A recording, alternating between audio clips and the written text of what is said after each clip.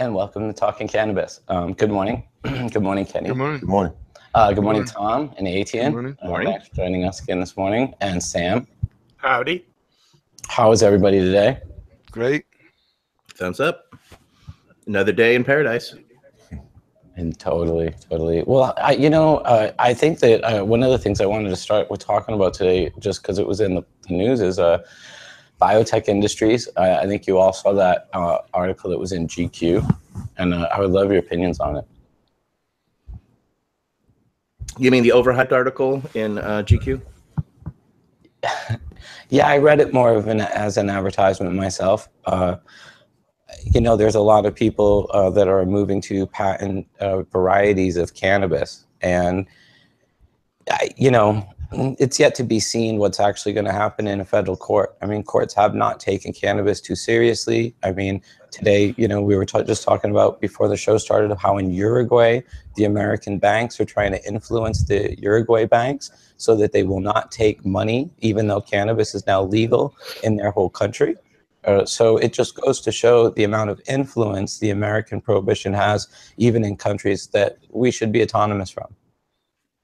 And that's a big frustration. This all goes back to the single convention treaty back in 1961, and this is where the influence still from Gabriel Naja's great fuck up for everybody has continued to fuck it up for everybody. And as much as I've been at Berkeley Patients Group, we've been kicked out of 36 banks. Now the influence is spread to the international scene, so the U.S. banks are putting pressure on the banks in Uruguay, and basically trying to force their hand to go underground. And I don't understand this financial extortion into suppressing our freedoms. It seems like the last swing of the dragon's tail, so to say. Yeah, Sessions will basically use any technique or methodology he can to achieve his goals.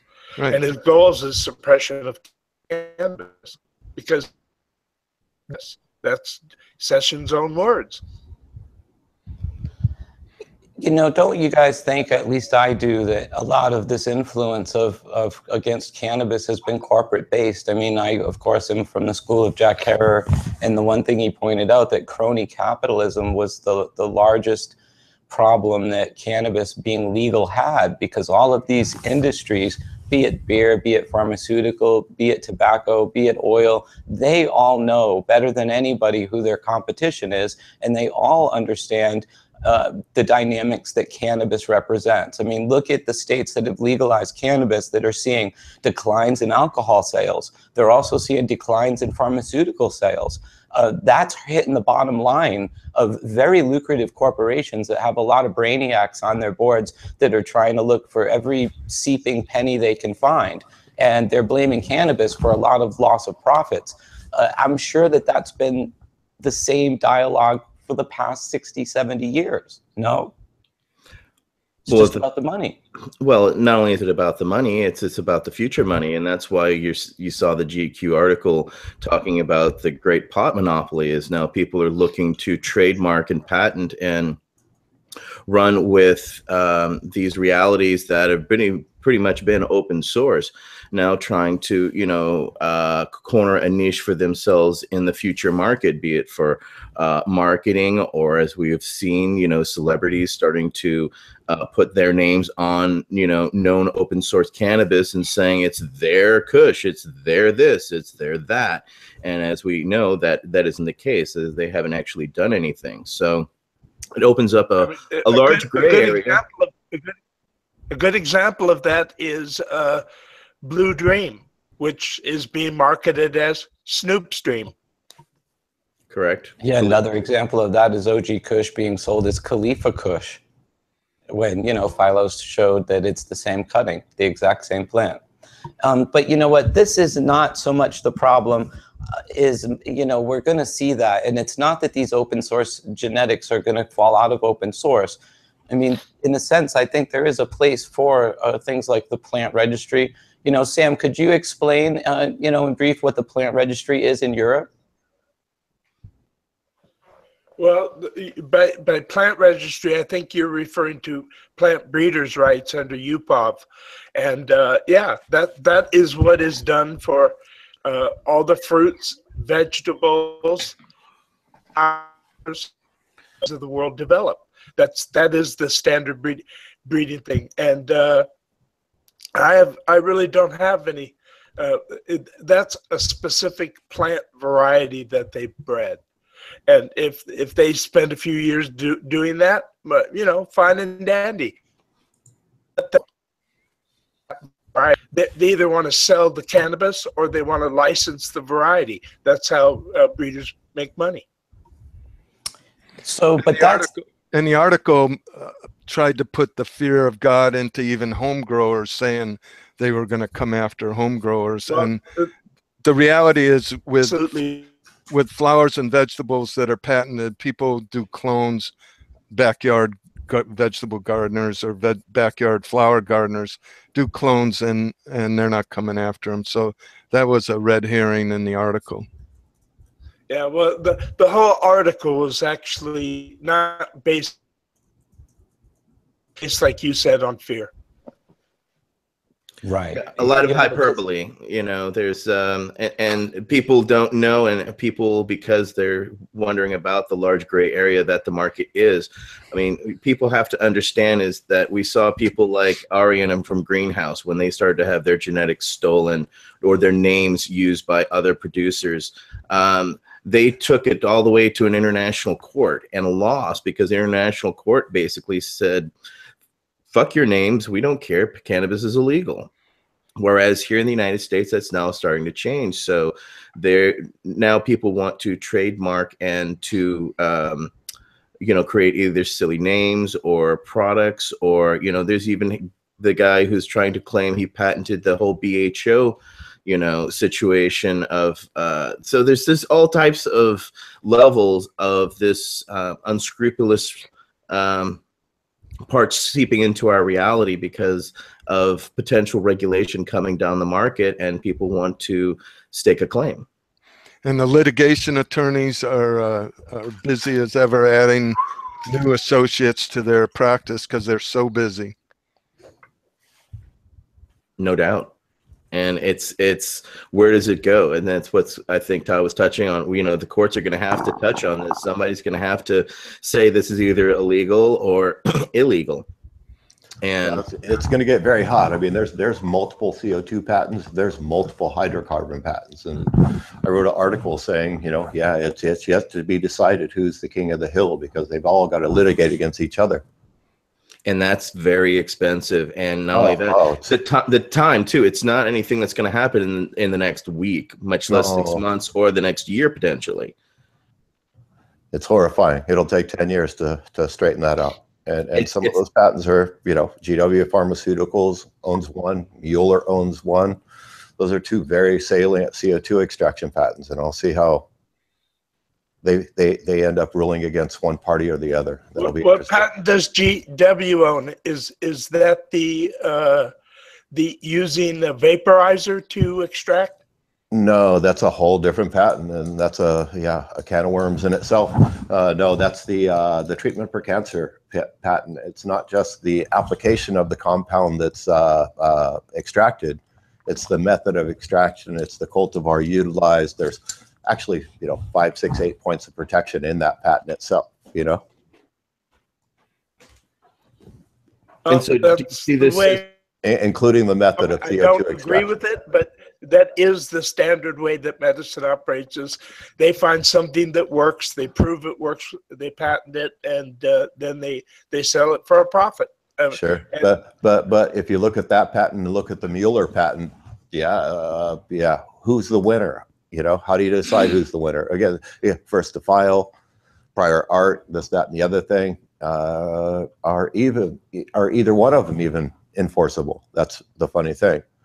I told a law firm of mine the other day that if I had the money, I would challenge both the U.S. government patent and the GW patent, the treatment for cancer, and the neuroprotectant patent. I would challenge those patents based on the fact that the FDA just ruled that they wouldn't reschedule cannabis because it has no medicinal value. So how can you say it's got no medicinal value when you allowed both those patents to be filed and granted based on the claims of those patents? And the claims of both patents are clearly medicinal use patents. So how can you can't play both sides of the fence? You can't grant those two patents in U.S. Patent Court or office.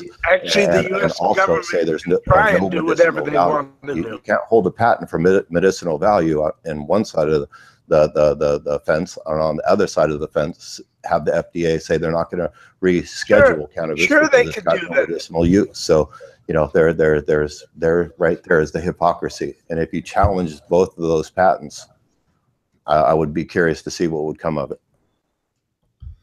Just use one. I actually published that copy of that patent in my 2009 magazine when I did the THC Expo, because I thought it was so astonishing that they had patented this. And anybody that's watching this can look it up. It was patented October 7th, 2003. And it's by, I believe, the Department of Health and Human Services. And it's on a variety of medical utilities regarding cannabinoids. And it is interesting because, you know, one of the things I said when we did the union was that I never even believed that the government believed their propaganda. And that patent proves that while they're telling us one thing, they're literally manipulating the system because they know we're right. They know the medical utility is correct. They know its usefulness, so much so that they're patenting it themselves, the United States government, which is really, really weird when you think about it. Is that something that happens, you know, Tom, Sam, any of you guys, often, that the United States government steps in and starts patenting the medical utility of plants? I haven't heard of any other, I don't know, Sam, have you? I think it was, the work was being done by a researcher that was working for the U.S. de facto. But no, basically all of their research has been primarily to find things wrong with cannabis. Very few were looking the other direction. If you read the Research Institute of Pharmaceutical Sciences paper, that's clearly demonstrated. They begrudgingly give out material to positive studies, so to speak. And the last that I know of is the cannabis they gave to Sue Sisley for the PTSD study in Colorado, and it was absolutely polluted and just unfit for human consumption as far as that goes. I don't know if that was by design or accident, but it was what it was. Probably both. I believe so. They never want to. Anybody watching can look it up. It's a U.S. patent, 6,630,507 B1, and you know, the abstract cannabinoids have been found to have antioxidant properties unrelated to NMDA receptor antagonisms, and it goes on and on. And you know, it's, when I first saw it, I had my layout artist, we circled it with red and just put a what the fuck, because it's insane when you think about it. They're locking us up and saying that there's no medical utility and that this is all insanity. And this proves that beyond a reasonable doubt that the government knows the medical utility is legitimate. Has anybody ever used that patent in an argument in court to refute what the government says when it says no medical value? I mean, why hasn't an attorney used it? Well, we would have, if it had happened prior to me going to prison, it would have been in one of my, for sure, appeals to the court to try to get it dismissed. I don't know of any cases that have used it. I'm sure that someone has filed an amicus brief as a friend of the court using it for normal or something. I can't see how it's been out since 2003 and a sharp lawyer hasn't picked up on the hypocrisy and challenged it based on that. Because, I mean, you go back to 1999 and I was denied a medical necessity defense because the government was so afraid of us bringing in legitimate information about cannabis being medical into court. So much so that they blocked all mention of it. And, you know, going forward, this has been the ongoing problem we've had as medical patients because, you know, state law be damned, the federal government comes in and says you can't even use the, you know, the words medical and marijuana together. So it's really a frustrating experience if you're actually in a federal court and you're being denied free speech, if you will, or the right to be truthful. I mean, they went so far to deny me what's called advice of counsel, because when I came home in 1997 and I actually got money from my publisher, I went and saw a lawyer and I said, what are my rights under the state law? What am I allowed to do? What am I not allowed to do? I don't want to get busted. I have this great opportunity and I want to run with it. And his advice to me was, look, keep everything you do in the state of California. Don't sell anything. Don't get involved in anything that would be out of state, because all of that is interstate and gives the federal government the ability to come in and arrest you. And I was like, okay, well, we go fast forward and I get busted by the feds and they charge me with intent, because of course they get into your mind and they know what you intended to do, because they use telepathy as a, you know, part of their It's true though, so they use it to prosecute you. But the truth is I had no distribution, I had no sales, I had nothing that linked me to interstate activity. So they barred my ability to present what's called advice of counsel, which was me bringing in my attorney and saying, here, I can have him testify that I had no intent to ever break the law. And this is how I took the steps to make sure that I was within the law and within my rights. And they knew that it was a really good defense, so they just said, no way, he can't come in and testify. And, you know, I sat there shocked, because I really didn't know it worked that way until I experienced it, so to speak. And it's unfortunately, I've watched a lot of people go through this since I went through it, and it seems to be the normal rather than the exception. You know, when you look at the amount of people that have been denied medical necessity defenses in federal cases in states where their activity was actually legal. So I'm interested to see how it's going to work out going forward, because you can try to bring up things like Todd, this, but federal court is not state. Right, but patent That's is a federal patent. So it would be a Yeah, but it great makes no document. difference. It was one arm of the federal government is squashing us medical users, and the other arm is patenting it. There's nothing contradictory by that whatsoever, unless you want to have common sense. Which, if you expect common sense from the federal government, then you are beyond help, dude. Yeah, But that would be the you're fun. right. I love it. Thank you for putting that in context. But that would be the fun part, is to challenge that patent based on the statements of the FDA. The FDA Maybe, said unless the there's no federal proven court, medicinal value for cannabis. Say again? unless the federal court refused to hear it. That's correct. That was my whole point of going off on that, is that even with the best of laid plans and the best of a defense, they can just say it's inadmissible. We're not going to even hear your defense. Next. Kind of sucks. Not You know, gonna hear it's- the court case. It's at a whim of the federal judge. Right, I was about to say, it's all depending on the draw of the judge. If you get a right-wing one or a liberal one, it's random. On the good side of that, there was a case in Northern California where the people were just going to get sentenced. They had already pled guilty and taken a plea, and at the last minute, the judge reversed it based on the appropriations of the not being able to spend the money to prosecute them. So I'm not sure what the specifics are to the case. I'll post it in Talking Cannabis, the group, but it's actually a good sign that federal judges are looking for reasons to stop the prosecution train. Yeah, look what the federal government did for Ed Rosenthal. They basically said, yes, you're convicted. Yes, you get 1 day. Twice, because I had to do the second one, unfortunately. Okay, but you understand what I mean. Oh yeah, without a doubt. I mean, because that case had an effect on my case. On a federal judge. When If I you wanted sued to the depend- federal government, it was it was reliant on and everybody told me I was going to lose, but we took the chance anyway. And fortunately, the Rohrabacher Amendment is still in place, which it worked for them, and it worked for me. That's why I no longer have a federal case and have immunity at my dispensary, is because we've had to go to court. It was very expensive, and you have to look the dragon in the eye and make it blink. And if you don't, then you lose your reality and find something else to do. You know, that's dogged persistence is what's going to keep you know, in the us going. situation with Ed, this was actually before the spending bill and everything. Ed got lucky with the judge he got. If he had got a more conservative judge, he would have gotten every day of those 5 years that or more that he was looking at. I mean, I disagree. Truly conservative judges would support individual rights like this. It's the ones say they're conservative, but they're truly not, and they don't support the American Constitution. Right.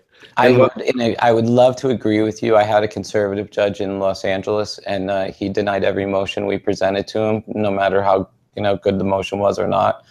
He was completely biased, and I've seen more of that than anything. I mean, the federal system is completely heavy-handed towards the prosecutor. They're called conservatives, but I don't truly believe they are. I understand what you mean, totally. They're conservatives in the sense of convenience for them. Yes, I agree. It's their ideology. We don't. Yeah, I get you. Is their religious beliefs? If they think it's the devil's weed, and if their religious beliefs are strong, they reject anything and everything cannabis-wise.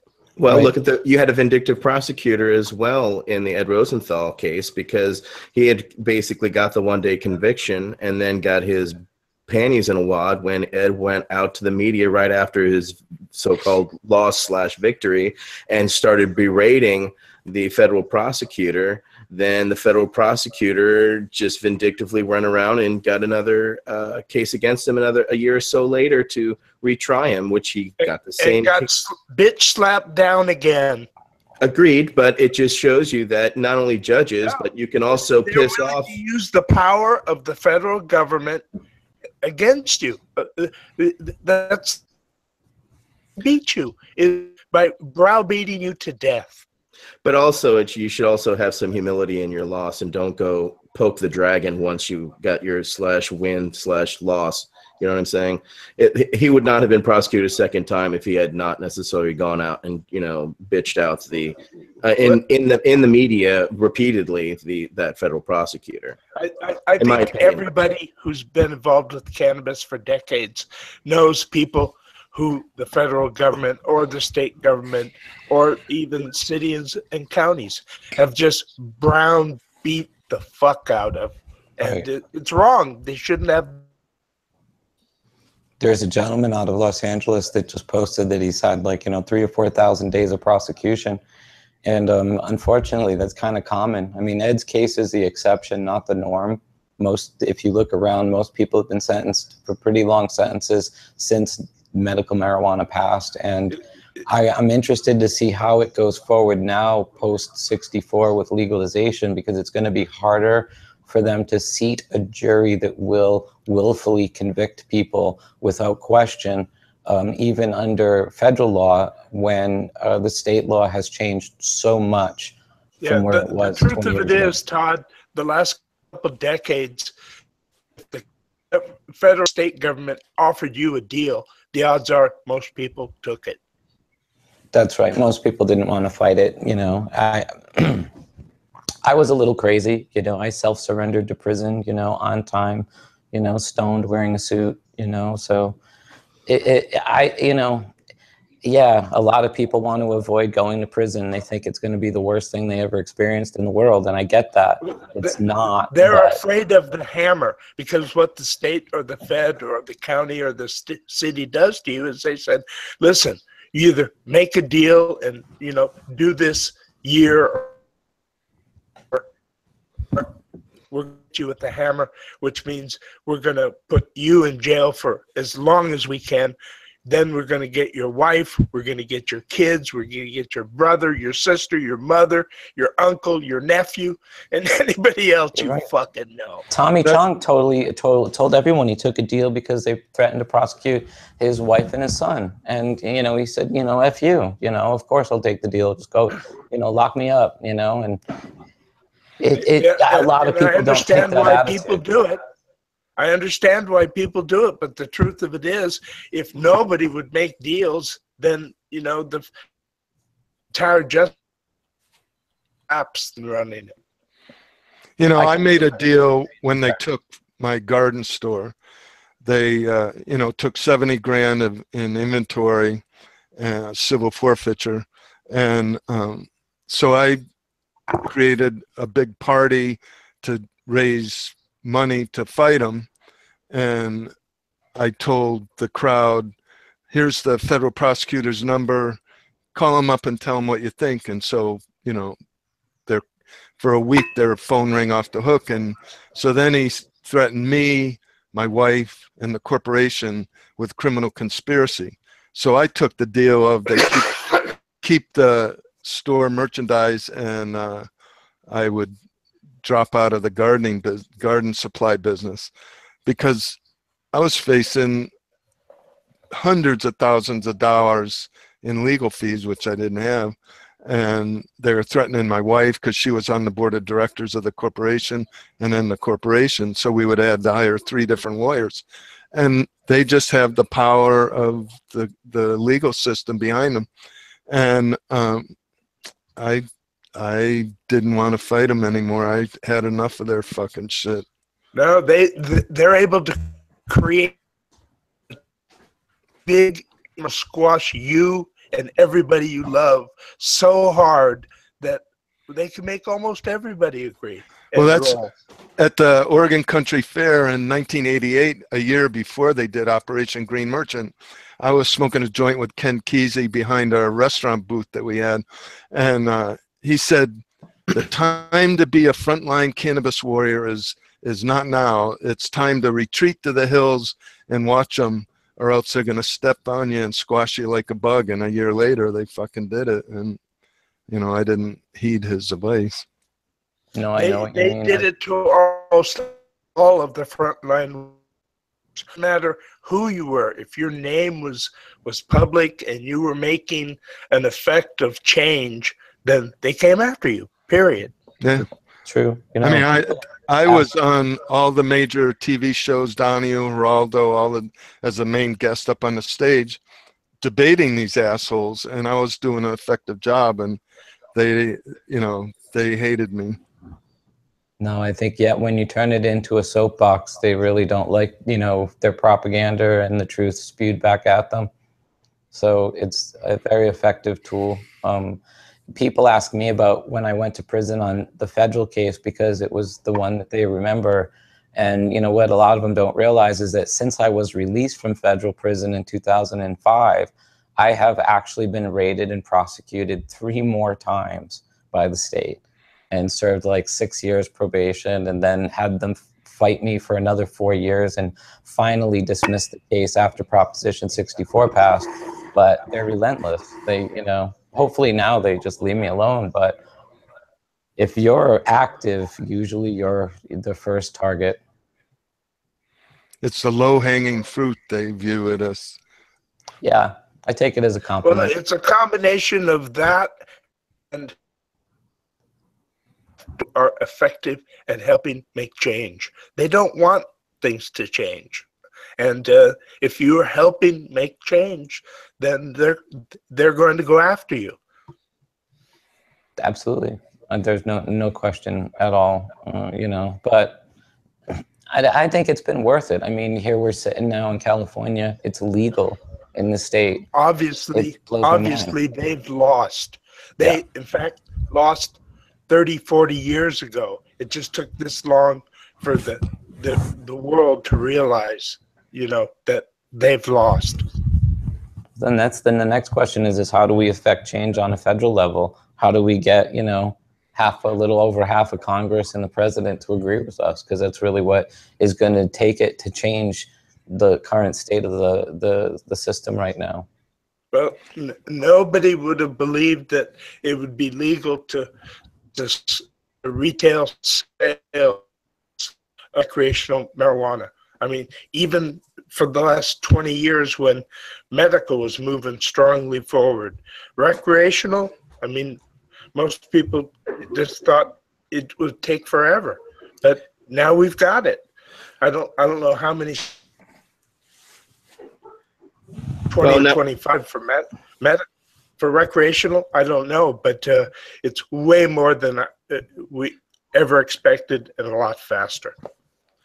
Well, speaking of federally, that's why we have industry associations like the National Cannabis Industry Association, because we saw the need to step past the local stage and lobby nationally. And we have actually paid lobbyists on Capitol Hill that have been up there for a few years. And if you look at the Republicans who have come over, that's our direct influence from the job that we've been doing at the NCIA by hosting events in DC and in their districts, where we actually we actually fund these little parties, and for $1,000 donation to certain PACs, we get an actual event with an actual senator, where we have their full attention, their associates, and from there, that influence has seen how many Republicans join on the Rohrabacher Amendment and on other riders now.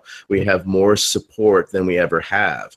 But this is something that we started years ago, and it's going to take years of continuing to build this momentum as we, it has helped greatly that the states as well as have done more medical as well as more recreational, because it's helped build those momentum. We now have Blumenthal and other people from Colorado, and now Washington State, and now from California and Oregon speaking and coming out on the business and welcoming it, as well as lobbying and speaking against prohibition and what it's happening. So it's going to take a lot more time, unfortunately, Todd, and everybody else. As much as we want to see that immediate change, it slowly happened. Look, it took 8 years of the Rohrabacher Amendment failing before it finally passed. Okay, this is what we call the long game. We're working toward it, but it's going to take everybody who's watching and then some calling their representatives and getting involved.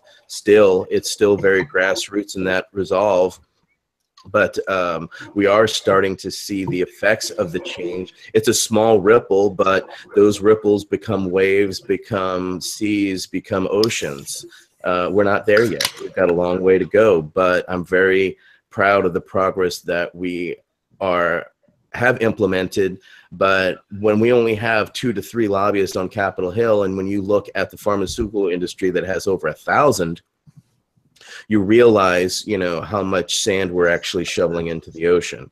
It's very frustrating, and it's, again, long game. So it's about right now, continuing to fund these organizations so that they are continuing to reach out to these senators and representatives so that they are aware, that support these state organizations that are doing this at the state level. Like here in California, we have the CCIA, the California Cannabis Industries Association, which is a lobbying effort in Sacramento, which is affecting a great deal of change right now with the implementation of 64, because they have now suspended all the suggested regulations and rules and have declared a state of emergency as the Cannabis Control Board reels itself in and just implements emergency programs that are going to be painful and constrictive potentially. We don't know.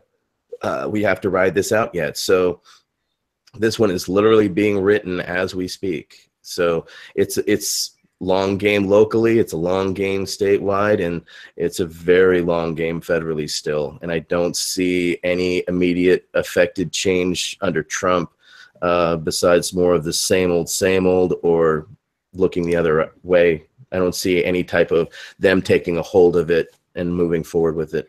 No, unless you do.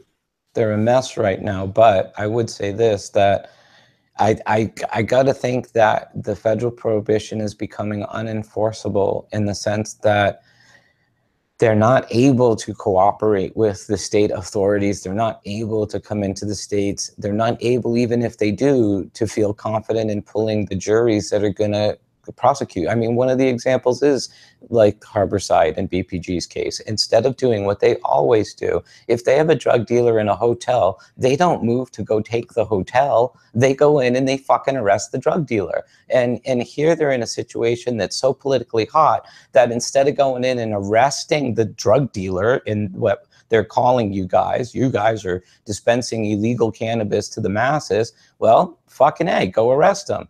They don't want to do that because they might lose. And if they lose, that would really suck for them. So instead, let's take their building. And now they're playing whack-a-mole because really the building is the problem.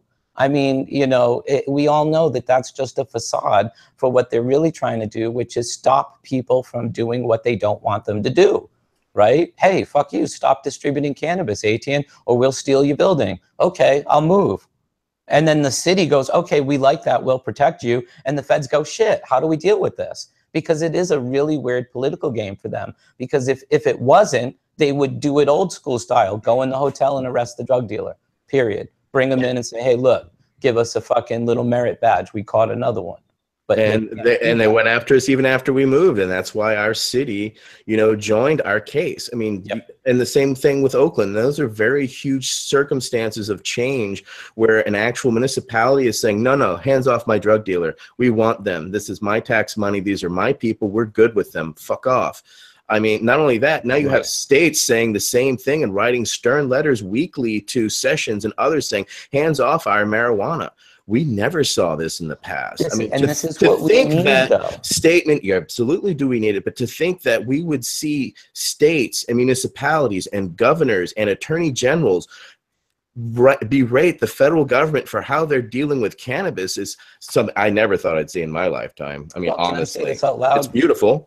Let's thank cancer and let's thank other degenerative diseases that have brought people's awareness to the point where they finally get it. Because, you know, I've always said that shit, if you get cancer or you love somebody that has cancer and they go through chemotherapy and you discover cannabis, you will forever have a different look on cannabis because it is undeniable how beneficial it is to somebody in that bad of a condition. I know I was there. And, you know, now the cancer rates are 1 in 2.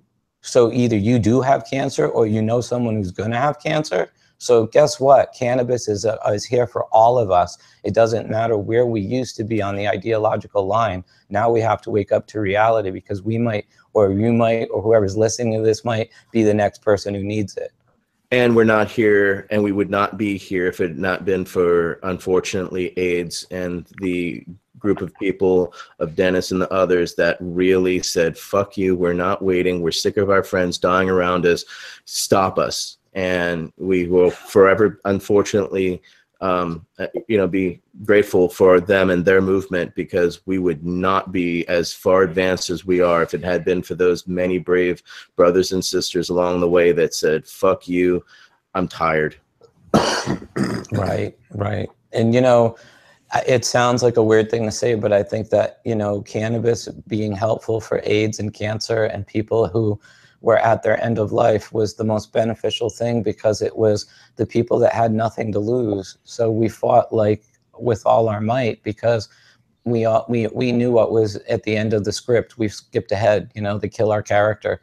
We might as well have a great time trying to change things socially. And I think that's where you saw the passion come out of the medical cannabis movement was, you know, a lot of those people they had nothing left to lose, you know, so they fought with all they could. And this is what got us to where we are now. And I think that, hey, credit where credit's due. But at the same time, this has created a huge political storm or a soup for the federal government. And now the workability of their federal laws is absolutely questioned. And the realistic, you know, application of them is questioned because now the states want the revenue. Berkeley wants you to exist there. So does Oakland want Harborside to exist there. So once that happens, how does the federal government cope with that? That's exactly correct, Todd. And in the future, it will be recreational cannabis that creates the primary profits or the really largest profits. The medical cannabis market will actually be eclipsed in the future by the recreational market because it's a lot bigger. Yes, sir. I completely agree with that. And, you know, this cannabis prohibition is not a position of a fiscally conservative individual. It does not make sense when you allow a whole group of individuals to go tax-free or tax-exempt, to allow all their commerce to happen underground, and you push them out of banks, because now you can't collect taxes on them. You can't regulate their activities. You can't get a portion of what they're doing for the betterment of society. So prohibiting it is actually the stupidest thing they could ever do if what they're trying to do is be fiscally conservative. They should treat it like cotton or lumber or alcohol or anything, tobacco. They tax the hell out of that, you know. But when you even think about that, I mean, cannabis, I think, is in for the biggest price drop ever. I was looking up the price of organic dried tomatoes last night in a conversation I was having with somebody, and you can get them here in the United States for basically $9 a pound delivered to your door. And if that's the equivalent of where we're going to see cannabis going, we're going to see pounds of cannabis that cost under $10. Isn't that going to kill the home grow industry on its own? No, you're a kilo for $10. No, it's not going to. There are so many people growing their own tomatoes, peppers. It's huge. People want to grow their own products. And because the people that want quality will grow their own.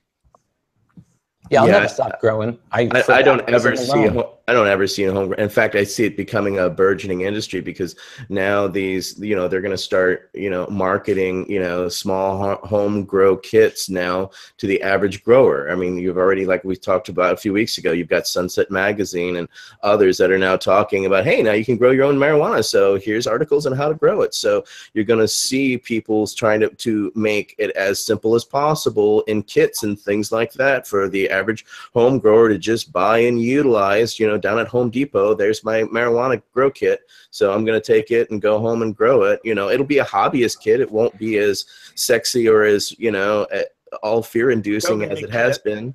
But yeah, selling the kit. It's Maui Wowie volcano pot with volcano soil. I went up to the mountain and I took a bunch of soil, so I've got it, and it's all included in the mixture with you, and it's only for $9.99. And it's already patented. And I predict it's going to be a landscape plant, because there's a plant called Cleome. I don't know if any of you have ever seen Cleome, but it grows, the leaves are fan leaves with jagged edges, just like cannabis. It does a bud, like a huge bud flower. And have you ever seen the ornamental hemp variety Panorama? No. Ornamental non-drug cannabis variety called Panorama, and it grows into like a big beach ball. Huh. You know, there are notes in Washington's whatever diary or journal about how he liked to have cannabis planted along his pathways, because in the summer under a full moon it would naturally illuminate.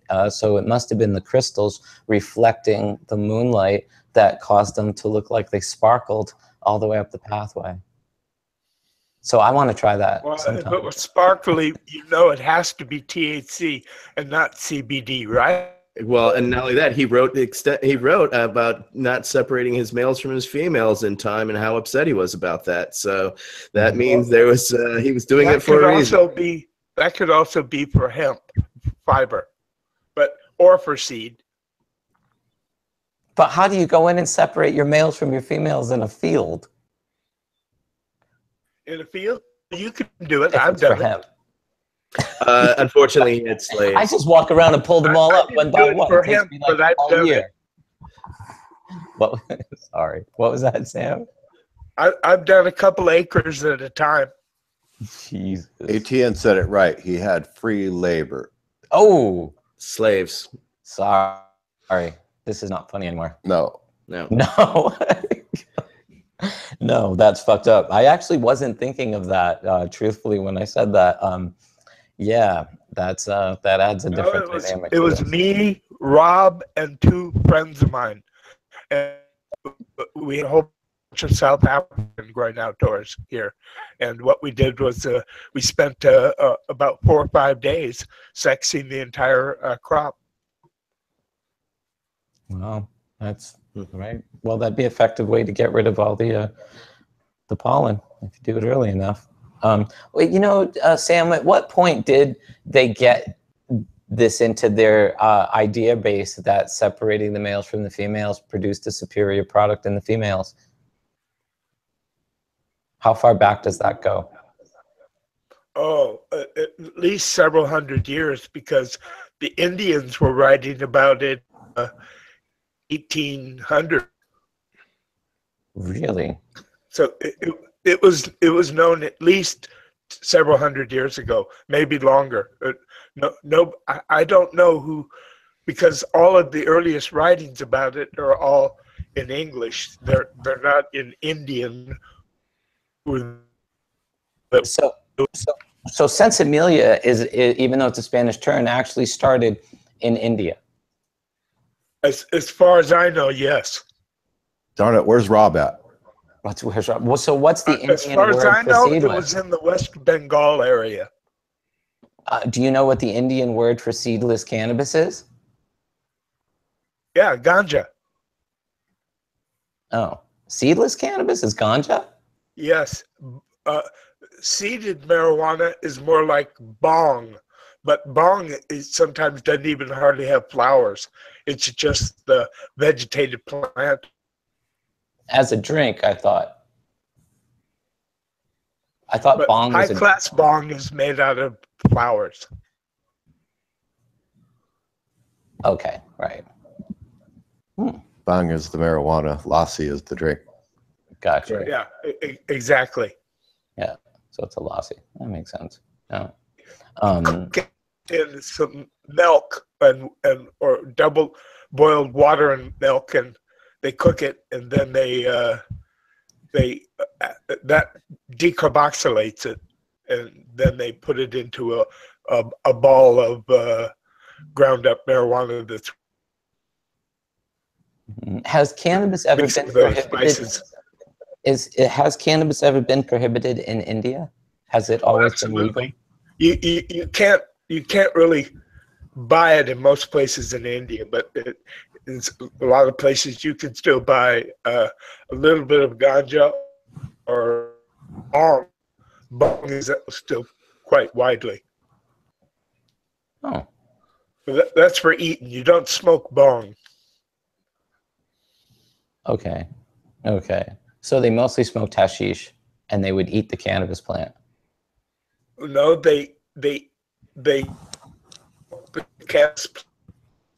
north they smoke hashish, but they eat the bong leaves, which are really barely flowering cannabis plants, but more the leaves. But if you eat them,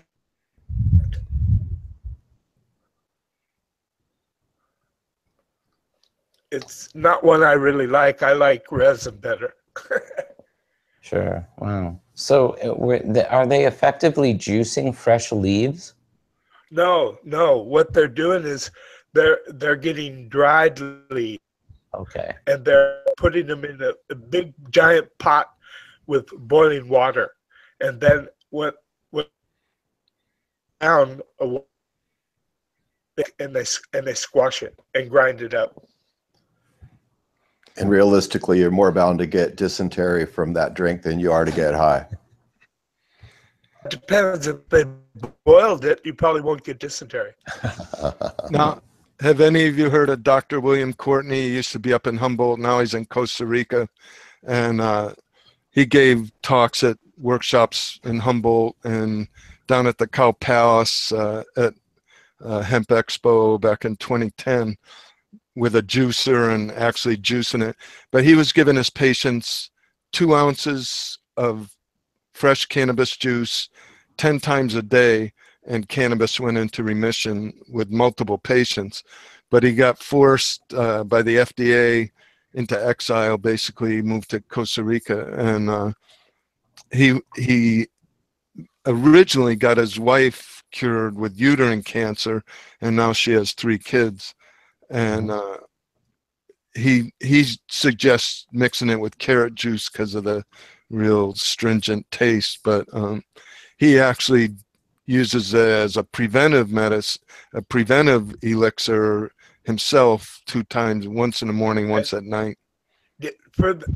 Does he grind it up as fresh buds?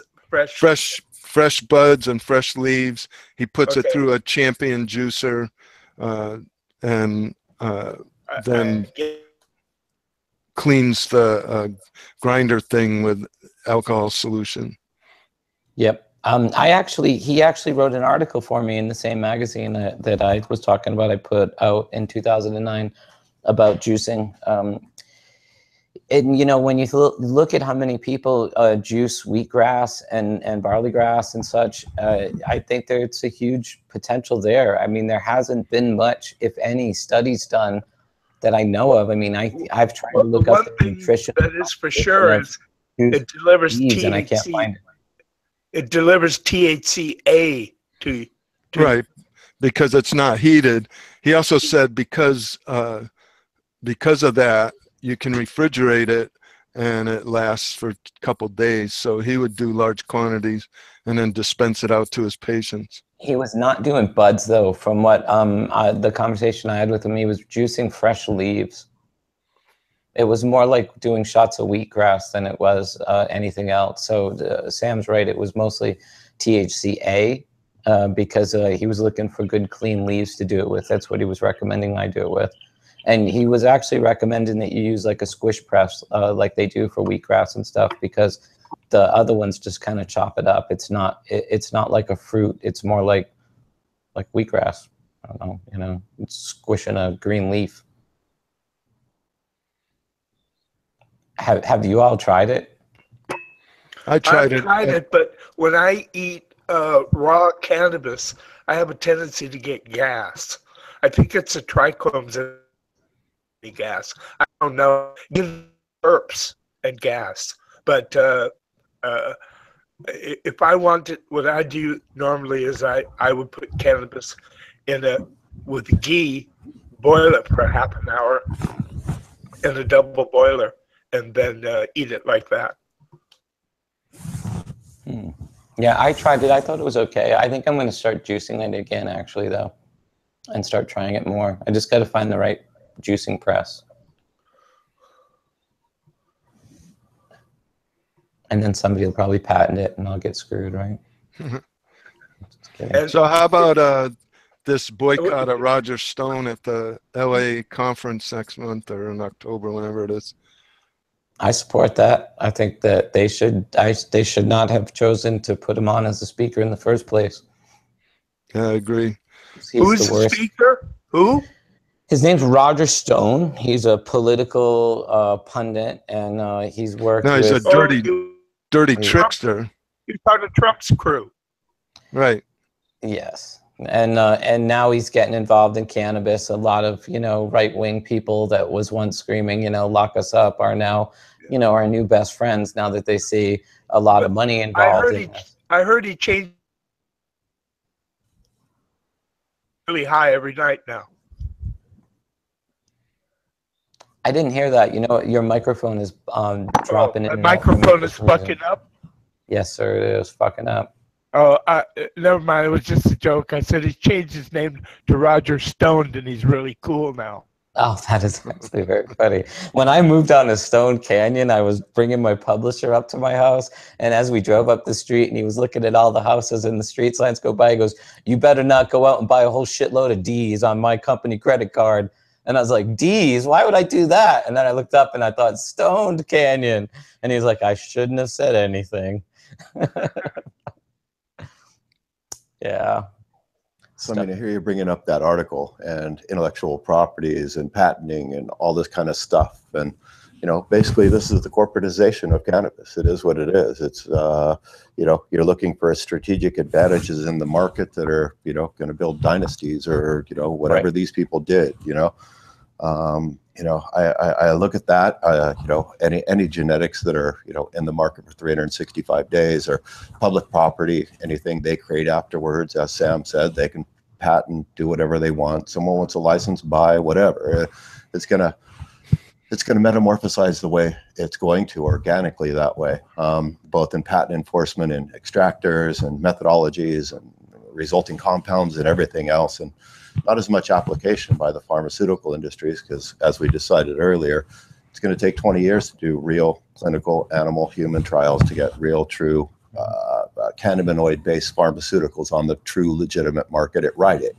But in the interim, there's going to be a lot of stuff created and claims. And as we said, there's some American companies that are trying to jump the gun, so to speak, and go to foreign countries and do their clinical trials there, accelerate their programs and stuff. But in the interim, I look at little chokeholds, so to speak. We had a very bright, intelligent gentleman on the show last week. It was incredible hearing what he had to say, but I won't dignify the corporation, but he mentioned, but there's chokeholds in the industry that I see right now. And, you know, I talked to one of those corporations and they've got hundreds and hundreds of millions of dollars.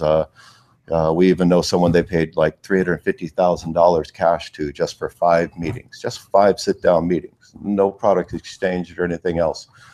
And so they're looking for their strategic advantage in the market, so to speak. And Right.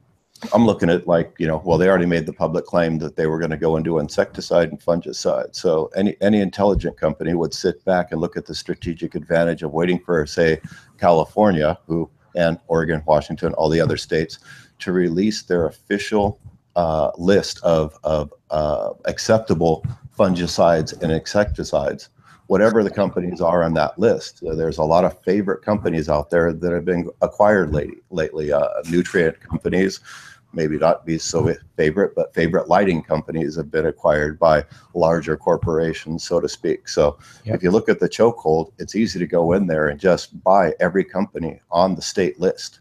And there's a chokehold right there. You've got a major corporation that now control, whether you want to or not, you're going to end up paying them money if you're going to use any of those products on that list. So and what's also interesting is a company that, you know, we don't have to mention them, but yeah, it's weird that a Square company, a big publicly traded Square company, would try to buy a seed company that is based in Europe and that is basically not legal for them to own. And, you know, I know the person who was my friend who took the meetings and just laughed at them, basically saying, you can't, this can't happen. You can't make the purchase. I can't sell it to you. You can't own it in America and do what I'm doing in Europe. You just don't get it. Well, it's just a blatant attempt at creating a monopoly. Yeah. Looking at the chokehold points, go for the big players, chemical application, control the point of application. But that only lasts for the 5-year cap. I mean, you know, a lot of the resentment that this industry now has towards that industry might not exist in 5 years because it's just considered commerce. We don't care. We'll buy your product. We don't care about the ethics, the morals, the values. Don't you think that the movement is being forgotten and now it's just an industry? People don't remember. They think Jack Herer is a fucking strain of pot. They don't realize he's an author. They don't realize, you know, he spent 20 years, you know, going every state, every place he could, trying to teach people about cannabis and getting laughed at everywhere he went. I mean, they don't realize what we've done. Oh, yeah, but surely he became a billionaire from doing such, right? Unfortunately, you know, that's the perception that the industry has. If they do know who he is, don't obviously, you think surely in the future, he got paid for that. Most people will buy their cannabis at the 7-Eleven. Yes. I absolutely think it'll be it'll be just another commodity next to Marlboros and Jack Daniels. I believe that it'll just be like 7-Eleven. In the form of a shitty vape pen cart. Pick a flavor, strawberry. It won't be anything I want to buy or smoke, but I 7-Eleven. But again, as pointed out, I'd rather them smoke the shitty vape pen cart than the imported cannabis they're consuming now. Straight up. There's the, you know, what are you going to do? Anybody getting their hands on testing that stuff? I mean, if 84% of the cannabis in California is failing, I would love to see the percentage of Mexican cannabis that's failing. Nobody buys it or tests it. Nobody buys it to test it, and there's so much coming in. Good luck getting, you know. I concur. In the past 2 years, there's been 2 arrests on the, you know, we're talking within 30 to 50 miles of San Francisco. 16 to 25 foot aluminum boats pulling up on the shores of the California beach from Mexico, full loads, brickweed. They've intercepted 2 of them, so who knows how many actually got through. But I asked they came all the way from, or they were mothership. No,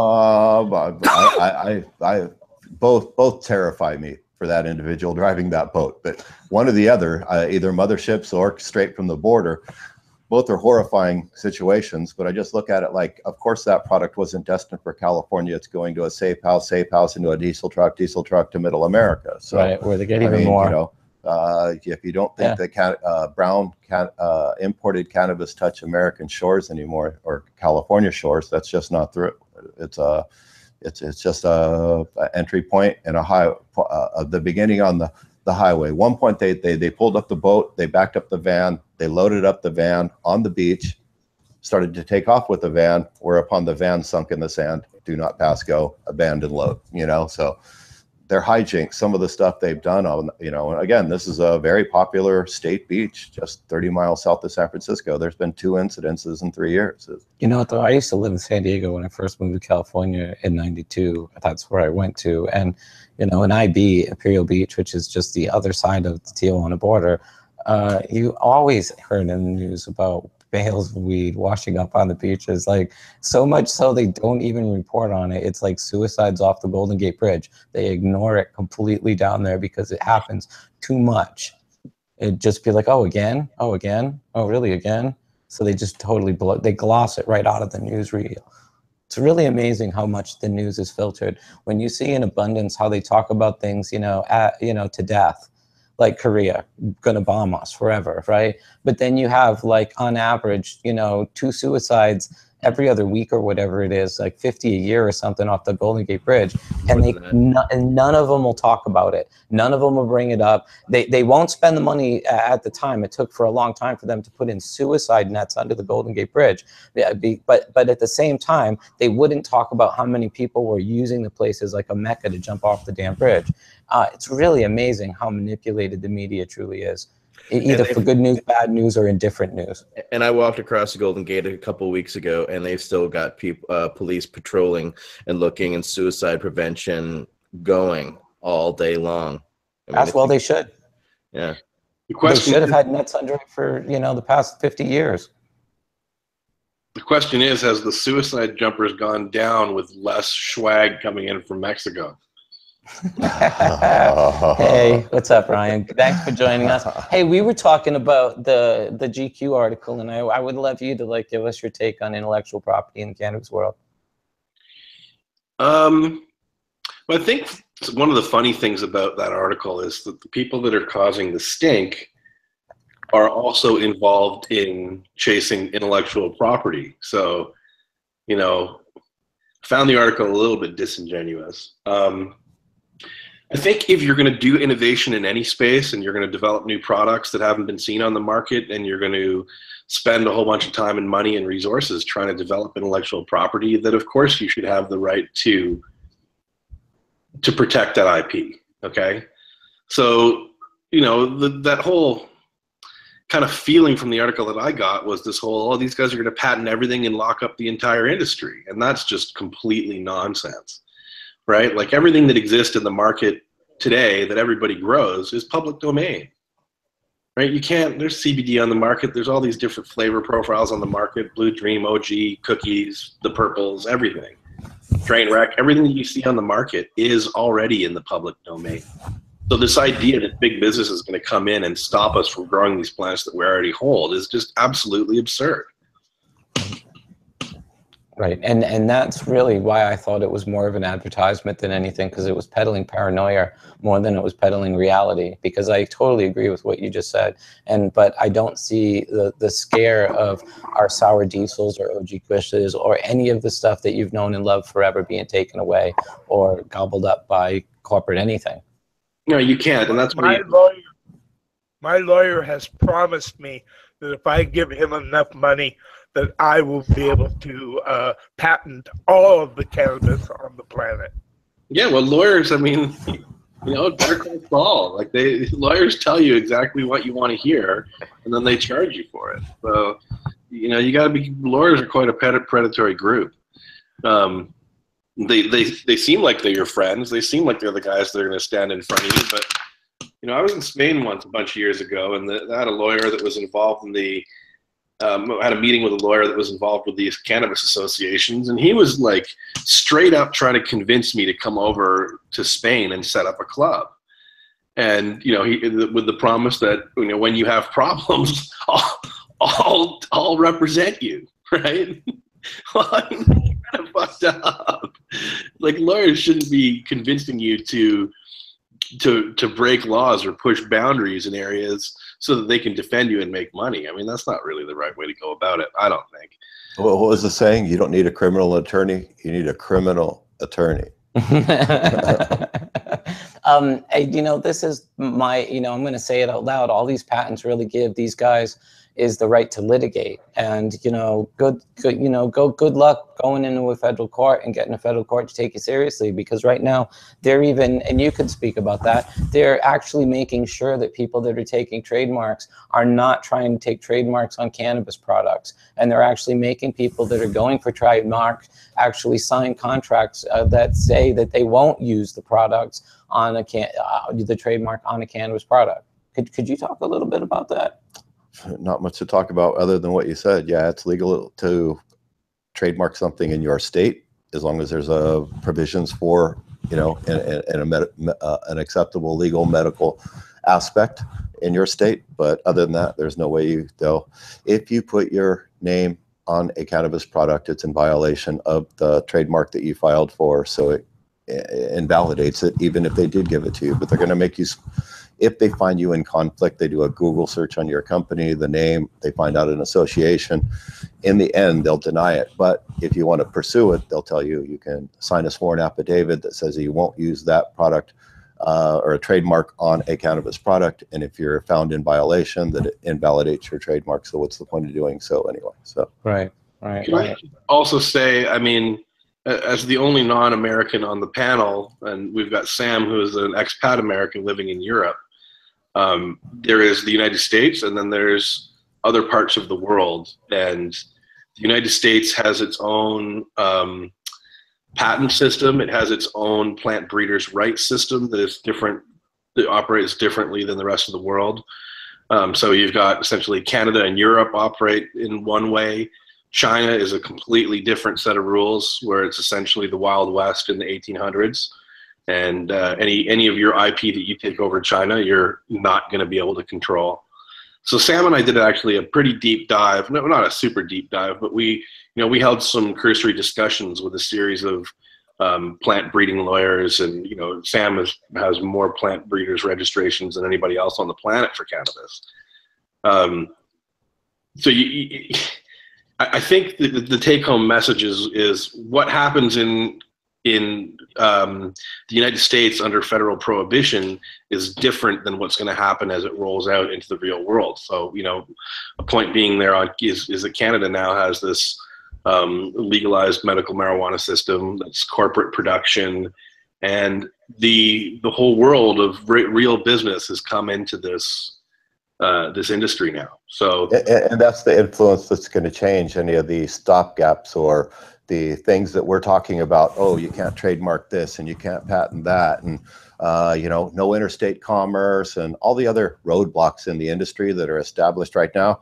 You know, this industry isn't going to change it. After 2024, 2023, after the 5-year cap is lifted in the state of California, and Central Valley farms can grow acres and acres and acres, like Brian and I have talked about many times, that's when the industry shifts, and that's when the real lobbying begins to change those chokeholds, so to speak. But those are the people, it's in their financial interest to, you know, lobby the FDA and all these other things. And that's who's really going to make change. Yeah, I mean, I think another thing that I think about this IP is, you know, people get scared about things that they don't understand. So it's natural to be afraid of, you know, some big corporation coming in and say patenting a specific chemotype. But if you go and you read the patents and you try to understand it, you'll probably know that if you have an understanding of what chemistry and what chemical varieties are available on the market, you'll see that these things don't exist in the marketplace. So is it really that strange that somebody invented something that's not on the marketplace, and then they want to create a situation where they can recoup their investment and maybe even profit from it? I don't. Well, we look at that aspect of it naively. Like, will they be compensated for their patented strain? Will anybody want to license and stuff, and pay them for their intellectual property? What I look for is nefarious intent. I look for a nefarious intent in that they're going to lobby some state governmental agency, et cetera, to only allow their stuff to be considered medical or some other stuff. That's what I look for, is that kind of nefarious behavior. Yeah, but that's speculation, and so far that hasn't happened. So I mean, I'm kind of but it's something to be on the lookout for. Right. What if a company ultimately cut a company with the federal government for a CBD for PTSD, et cetera, but they got the original contract to use their cultivar, and therefore that was the only thing that was accepted by the VA for a veteran to use. I mean, that's a multi-billion-dollar opportunity, and that's something that one of them is going to figure out and lobby for. Yeah, well, listen, I'm more about dealing with the issues that are current issues and not speculating about some, potential idealism. I think that it's actually quite common in our community that people catastrophize things that they don't understand. And I don't think the future is as bleak as everybody makes it out to be. No, just pointing out that there is a larger incentive involved. So I look for the bad behavior is all I'm saying. You expect it. They're human. Corporations never act in a way that's good for everyone other than them. I mean, that's been cannabis prohibition this whole way through. I mean, why does Budweiser donate to the war on drugs? Because can I just say something now? I mean, we're talking about this specific article, so you go back and read that article, and everybody's saying, well, the corporations are going to patent up these things. Well, they did an interview with Kevin Jodrey and this other grower, Ziggy, and they asked him, and he said, of course, I'd want to patent my stuff too, right? So I think we have to take it with a grain of salt. This whole yeah, for sure. Not that it's not okay for the corporations to do it, but it's okay for the people individually to do it, right? I mean, but they created the industry, so they should be able to profit off of it. Right, but should they be able to stop people that are developing products that they didn't themselves make? No, not at all. Not at all. I completely agree with you. The corporation, for if they develop a proprietary cultivar, they should be able to produce it, license it, and make any other product they want with it. Yeah, that's just regular commerce. I agree with you. I mean, listen, a corporation is a group of people, and I'm not trying to equate this whole corporations or people. Corporations aren't people, man. I'm not saying that they are, but what I am saying though is that corporations are created of people. I mean, the six of us sitting around here could all form a corporation, and we could use our collective energies and educations and resources to do something that neither of us on our own could do alone, right? So. Yeah, but as a corporate decision, they could have chose not to put OxyContin on the open market, and they chose to, based on its propensity to make money on the black market. So they behave badly. That's all I'm really trying to point out. People also behave badly. Oh, of course. Yeah. And how many ridiculous products are out there that aren't as advertised, right? I mean, think about it. If we all went tomorrow and registered Talking Cannabis LLC down in California, and it was the six of us that are sitting around here, 7 of us now that Richard's just joined the room. I mean, would we instantly be an evil corporation? Yes. No, because our motto would be "No evil." Do no evil. It's a do no evil corporation. I love it. That is great. Yeah, no, but I get what you're saying. Humanity disappoints me most of the time, no question. So we do have to be alert of what, the nefarious motivations of others. There's no question. But I'm not always looking for the dark side of things either. And I do totally respect the fact that, hey, if somebody comes along and makes a tie-dye rose, they should be able to bring it to market without someone else coming along, cloning it, calling it Khalifa Roses, and selling it in their own damn can. So yeah, you know, there should be protections. What if the rose has got a skull with a lightning bolt through it?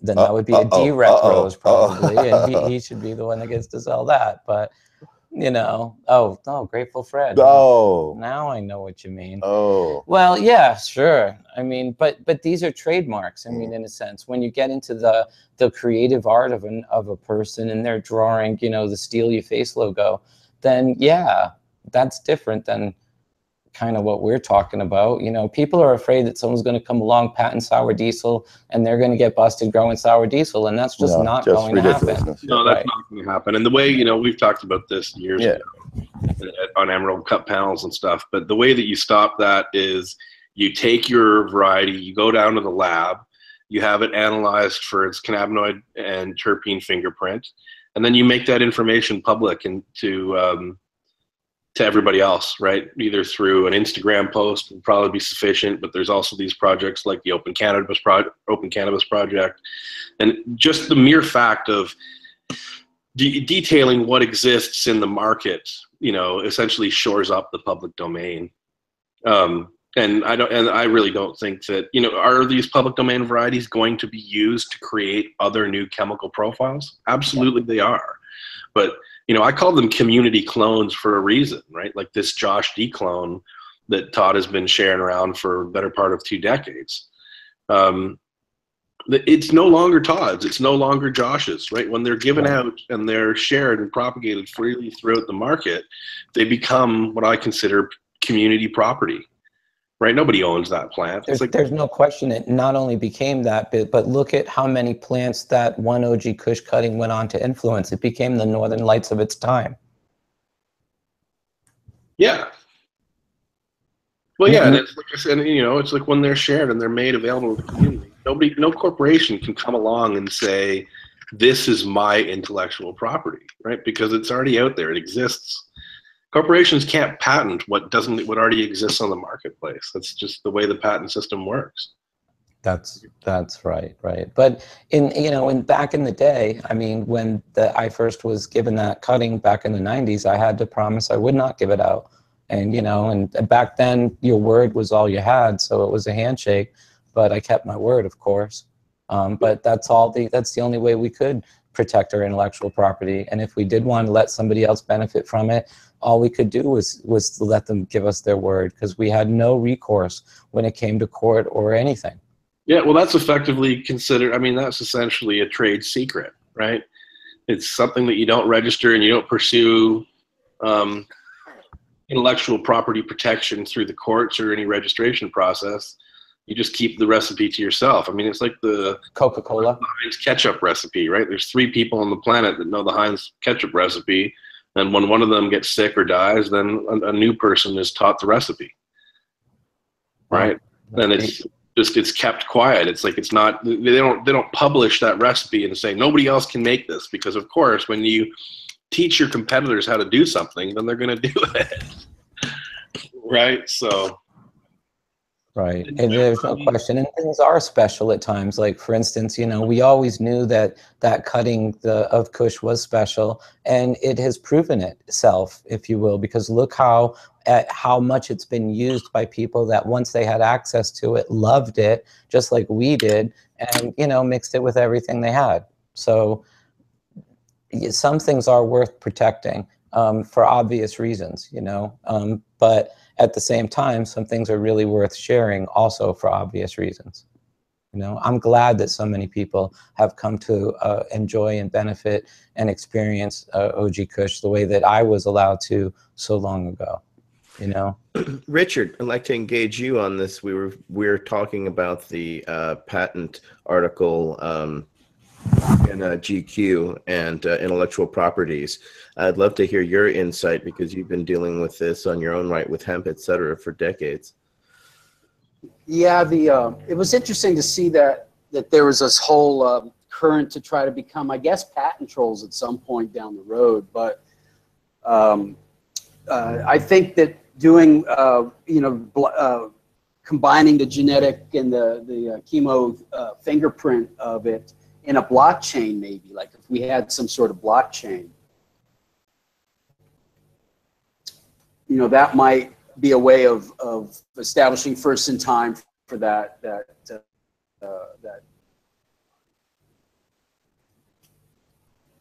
But I don't believe that what they're doing is trying to take things that are in, open domain and then claim it as their own. They're just taking things that are in open domain, open source, and they're mixing it with other things, and they're making stuff that then do become proprietary, at least to them. Correct. Because it would be impossible for somebody else to make what they made unless they had access to their male and female plants. So, the patent thing is more to me an advertisement than anything, because unless you're afraid of it getting stolen, and in a sense, then sure. So, production company XYZ could create a plant and have a disgruntled employee who steals a cutting and runs down the street and sells it to company B, and they say, hey, I got their secret number 7 whiskey recipe, you can buy it, and then they put it into production. Well, company A should be able to come back and say, hey, fuck you, you're growing our shit, and we can prove it. And so in some ways, I absolutely agree that there should be protection in intellectual property,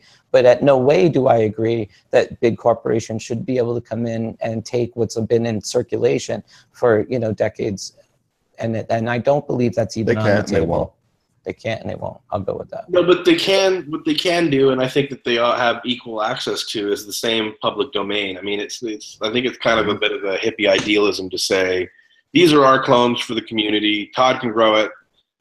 Kenny can grow it, Sam can grow it, but corporation 123 can't come in and use those plants. I mean, if they're public domain, they're public domain. They're available for all. Well, dare I say this? They're going to use them anyway, and they're just not going to. It's going to be specimen A plus B or something. It's not going to be anything but a number. They're not going to call it what they found it as.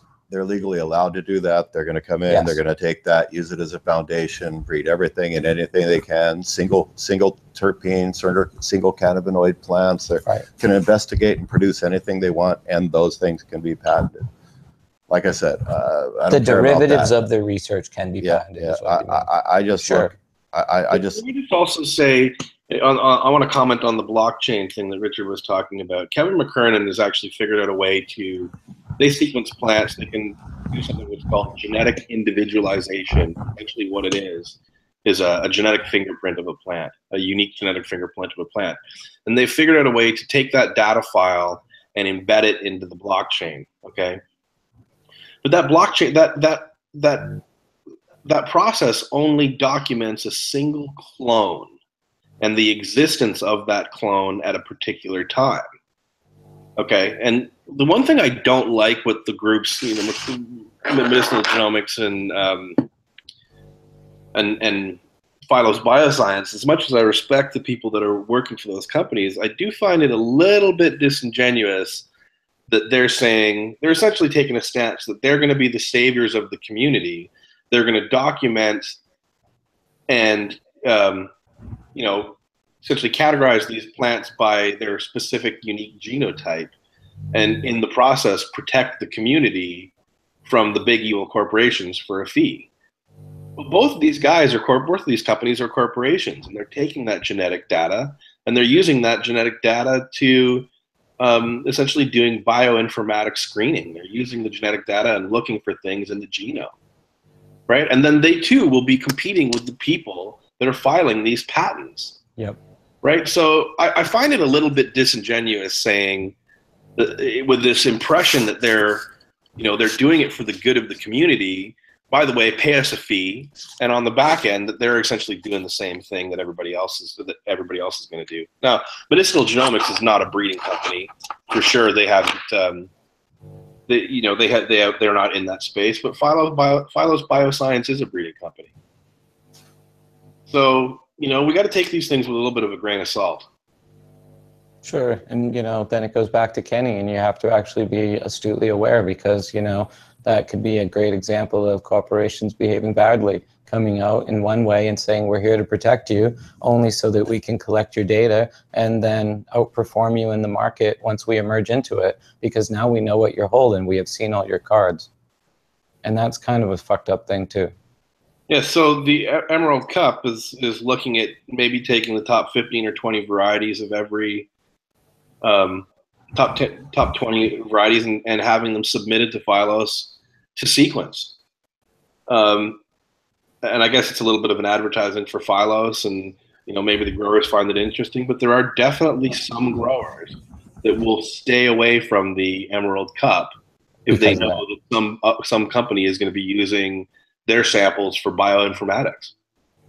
Yeah, but not to sound weird, once you hand a bud to somebody, once you give your friend, something to smoke, you've just handed away your genetic material. Absolutely.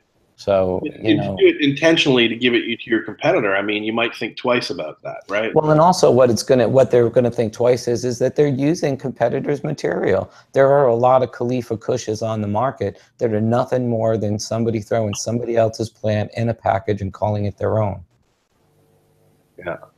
I mean, you can't go to the Emerald Cup and not see the 800 varieties that are submitted and not see a huge, they all look the same, not to sound rude. There's nothing that stands out. Like, you would be hard pressed to find anything I would call an equatorial sativa in the mix. None of it smells spindly, none of it smells spicy. There's no spindly loose buds. It all looks like the same chunky hybrids. It's going to be 1,000 this year. We're 600 the year before and 800 last year, then prepare for 1,000 this year. 1,000 entries. Wow. 1,000 very similar entries, unfortunately, is really what you see up there, because look, they're limited to what they can grow because of where they are in the first place. It's not like they can pull off these amazing 13, 14-week plants up in Northern California. They're lucky if they can continue flowering into October most of the time. I told you it's going down at the California State Fair next summer. Some lady named Mary is going to tell you what the best weed is, and she just fucking told you what the best jam is. So it's going down like that. That's blue ribbon, bitches. Fuck. The blue ribbon. That's right. Blue ribbon. I took the blue ribbon for cannabis at the California State Fair. I can't wait to see the first kid. It's like, man, my grandma grows better weed than you. That's going to be a hilarious award ceremony. I can't wait. I can't wait to see someone's grandmother win. That's what I'm looking forward to be really honest with you. They do it up at the cooking competitions using weed or hemp seed. I did it in the 80s in the Santa Rosa in the county fair.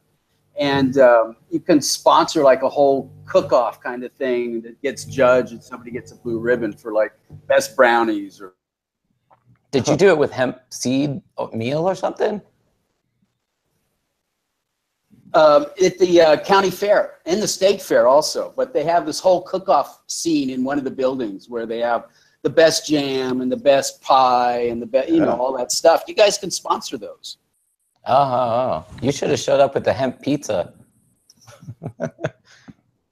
So the Oregon State Fair has a cannabis competition. They've had it for 3 years now, I think, but it's not flowering. They only allow vegetative plants. They don't allow flowering plants. Vegetative ornamentals. Yeah, this is going to be finished product. What the hey? Oh, wait a minute. You're telling me they bring what 5 foot, 6 foot tall vegging plants with no flowers on them, and they go check it out? And a lady named Mary tells you which is the prettiest. Lady named Mary, yeah, I like the leaf color on this one. This one wins. Well, they had that last year at Oakland at the museum. They had plants. They had flowering and non-flowering plants. I know. I was there. I was waiting for the DEA to raid the place at any moment. Well, I just want to see the state of California intake for the California State Fair when they get 1,000 entries of cannabis for their competition. Right. State Fair. Oh, can you imagine the Humboldt County State Fair or the Mendocino County State Fair? Man, that's going to be interesting. That's Calaveras. California. That's the county fair. This is the big show, the state fair. So everybody's got to put their good foot on. But your county victories get you the state. It's the victor of the county that made it to the state. So yeah. Cal Expo.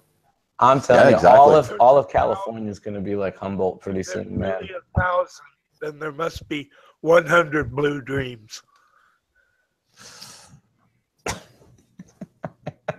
There's going to be a lot of Blue Dream in California. I'm sure that little genetic is really.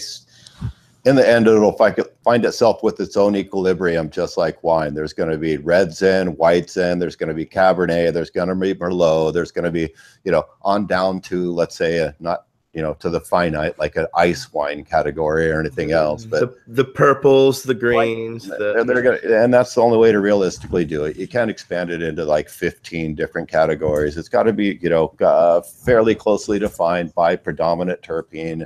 You can't have 170 terpene cups. What's your favorite terpene? Oh, I like limonene, so that one wins. It's not even about that. It's about breaking it down into separate categories, just like wine. Again, you know, there's a red zin and a white zin. You know, some people will like one and hate the other. So, I mean, it's going to have to be very closely defined. I mean, and as well as the judging. Why would you have somebody judge the white zin when they hate white zin? You know, I mean, yes, they'll find something within the category that they deem a winner, but realistically, I mean, I don't like blue cheese. Somebody else loves blue cheese, and I call it the blue cheese effect. I mean, so to eliminate the diversification and all the contention, it's best to just break it down into wine, something that's been, you know, thoroughly investigated for the past 50 years as far as wine tasting wheels. And, you know, there might be some certain nuances of cannabis that wine doesn't possess, but within the wine wheel, there's everything from, you know, feces to green grass and everything in between, cork, this, that, mold. So that's how I think it's going to end up. Yeah, as people learn to understand cannabis better and they can identify it better, I think that they'll become better consumers of it. And once they are, they're going to look for the things that they like a chocolate lover. Like, you know, I don't buy milk chocolate bars. I don't care who makes them. I just don't like milk chocolate. So yeah, I think that's going to happen with cannabis for sure. It's just going to take a little while for us to get the kind of standard and consistency from growers and producers so that people can pick up a bud and be like, oh yeah, this is Jack, or this is Haze, or this is Skunk, or this is Kush, you know, because they're that familiar. And I prefer milk chocolate, and I won't buy dark chocolate, so I feel you. Wow, you're so strange. I say we get a tiebreaker in here and get Ed Rosenthal in here. He'll settle this. We'll make him eat white chocolate. I think we can all agree white chocolate is not. Yeah, right. We'll all agree white chocolate is not really chocolate. That's funny though. But yeah, you know, preferences are going to come in to play this whole way through. I think cannabis is going to see a change in the way the growers grow pot too, because it's no longer for the grower. It's not going to be about big yields and fast flowering times. It's going to be about scent and flavor and effect. Amen. Yeah. And also low potency pot. We were talking about this earlier. You know, you've, Richard, of course, been promoting, you know, CBD cannabis that doesn't get you high, but that is just pleasurable to smoke for quite a while. But I think this is going to be huge because there are a lot of people that just like the flavor and the smell of cannabis and smoking cannabis, and it's pleasurable. And I think that not getting high will actually be a selling point in the future for people that don't want to get that high. And they're not regular smokers, so they're not titrated to higher levels. So it's just like somebody who just wants to drink a beer. They want to just feel the effect. They don't want to be discombobulated. I mean, trust me, there's still going to be whiskey. They're not going to change potencies, but there's just be different availabilities because I think there'll be more of the populace that'll be more toward the lower end type of cannabis than there are like us that like the high end. Well, there would be everything from a wine cooler to Everclear, and everything in between, from brandy to champagne to whatever you want. 3.2 beer. Right. And unlike beer, I think there'll be a lot more home brewers because it's easier to grow cannabis successfully than it is to make beer. Period. I mean, yeah, a lot of people like the ritual of breaking up a bud and you know, the 20-minute spliffs like Todd does, and they miss that. That's the thing they miss because they drive a truck or whatever, and you know, that there's a lot of those old guys that are that's their demographic. Old stoners now into CBD, Ozniks.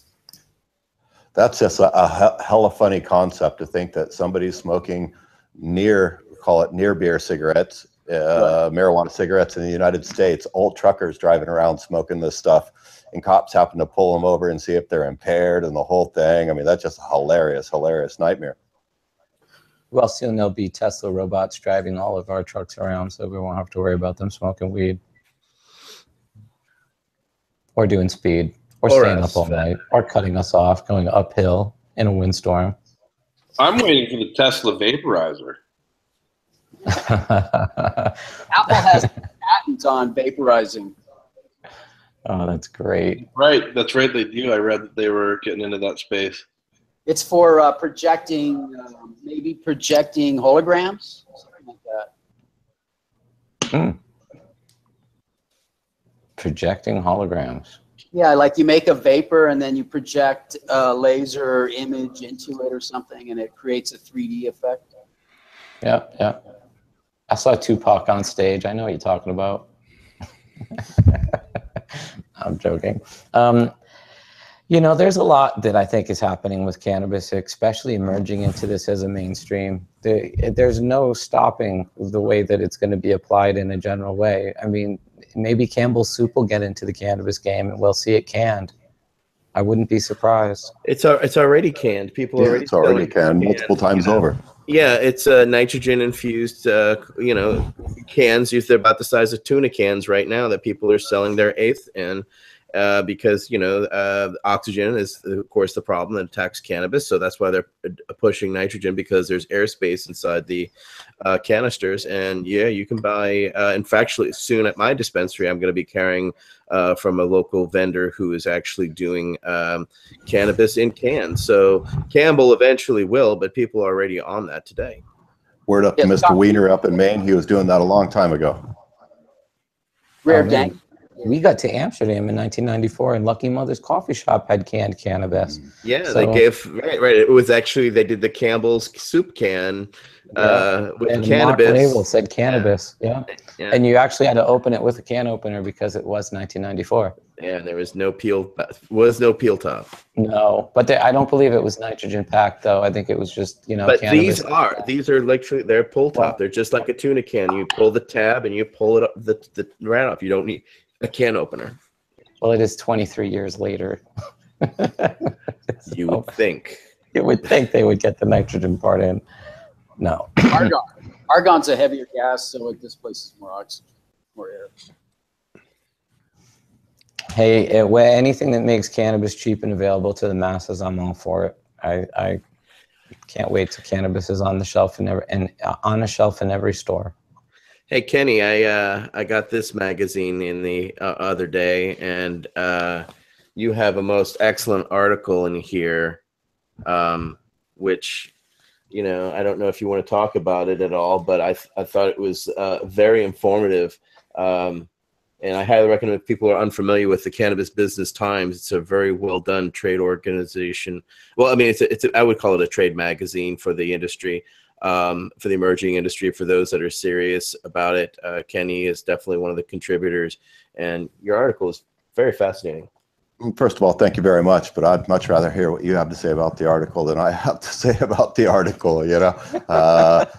But yeah, I got some positive feedback. You know, it started, Sam, with the fact that yourself and Mel Frank have such an extensive old world land race and seed collection. And given today's science, how would you approach that seed collection today with the technologies at your fingertips, as we've been speaking, as far as DNA, as far as genetic markers and all this other stuff? So that's basically what the premise of the article is. Step number one is, of course, you need to grow a large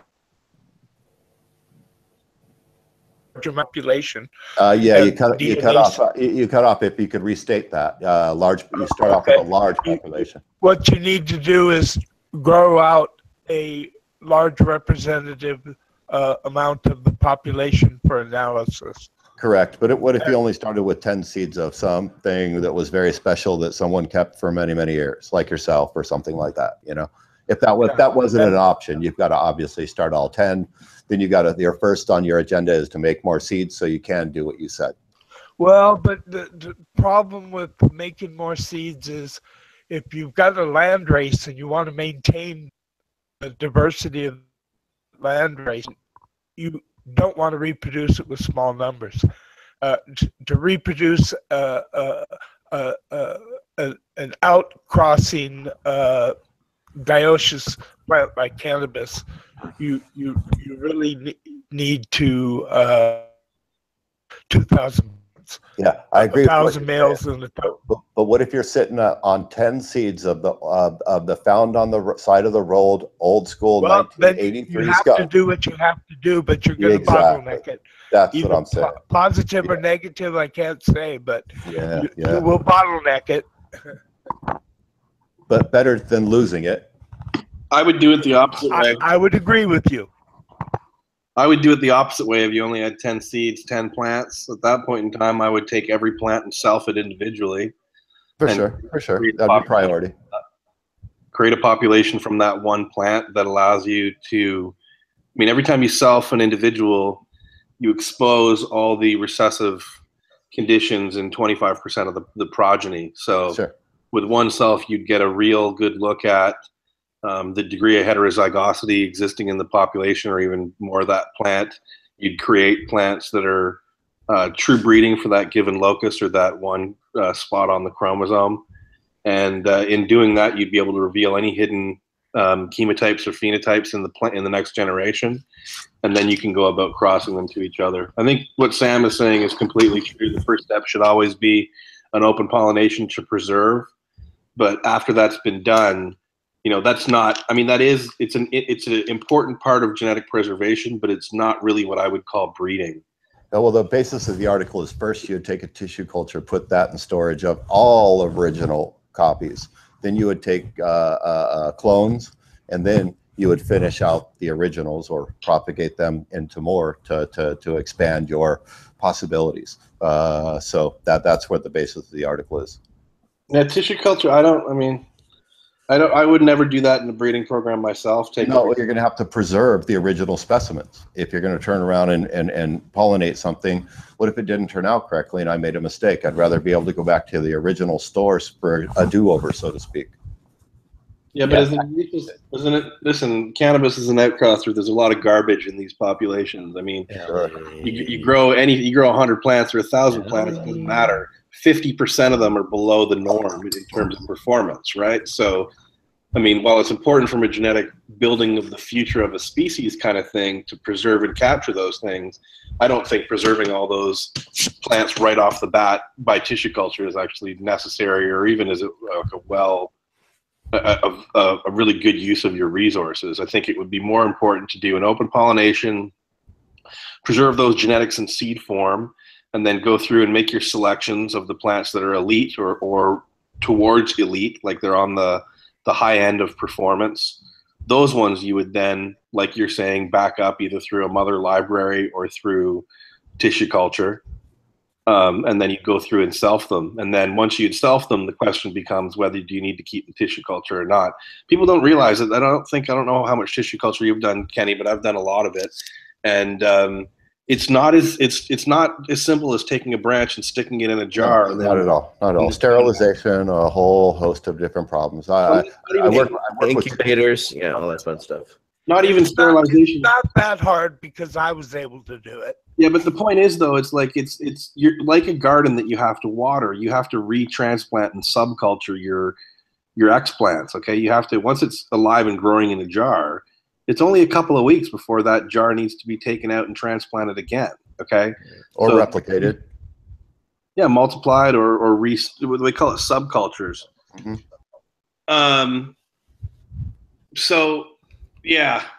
And there's companies out there like CannGenX that have single mediums, not multiple mediums. So for so-called replication and propagation, you don't have to switch it from one medium to another. But yes, there is a lot of maintenance and stuff. I just, I like the ability of being able to do all the things you said, but having the original specimens in original form. I just find that very interesting because if you did make a mistake, you have the ability to do over, is all I'm saying. Yeah. But what we're talking about here is consistency. You want a consistent profile. You want a consistent plant, because this is what the problem we have from consumers today. I have gardeners that grow the same plants, but doesn't mean that each time they come back the same way.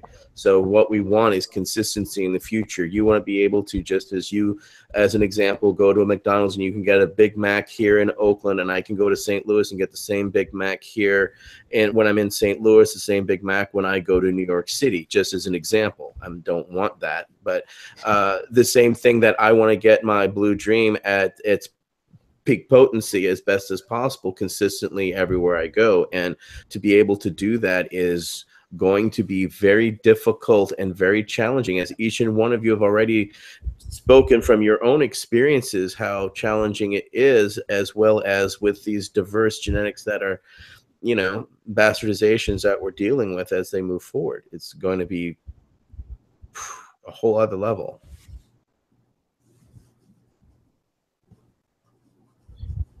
Yeah, I mean, evolution is expected, though. I mean, the prohibition really put a weird twist on this whole, you know, pre-industry phase of cannabis, you know, where people were hiding in the hills and trading, you know, cultivars. And, you know, now it's going to be a very different ballgame.